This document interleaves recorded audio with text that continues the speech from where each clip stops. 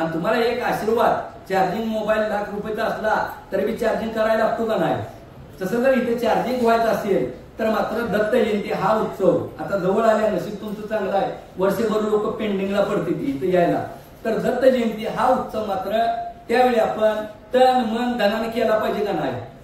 एकच उत्सव करायचा आहे आपल्या महाराजांचा. आपण काय देवाला बी नाही ना आम्हाला बी नाही.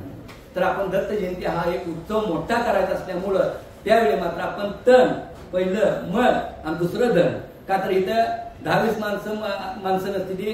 गेल्या वर्षी 80,000 होती. 1,00,000 लोकांचं नियोजन आहे. मी एकटा पार पाडू शकतोय. त्यामुळे आपलं परिवार म्हणून त्या दिवशी जी तुम्ही सेवा करशीला तनाची मनाची धनाची ती सेवा प्रत्यक्ष दत्त महाराज करतील. वाढायला लागू द्या, काटे उचलायला लागू द्या, आर्थिक मदत असू द्या, कुठल्याही जी तुमच्या परिस्थिती असेल ती जर केलं ना तर तो आशीर्वाद भगवंती देते ती दत्त जयंतीला. इथं तो आशीर्वाद तुम्हाला वर्षभर टिकतोय. वर्षात यायची सुद्धा गरज काय अडचण आहे?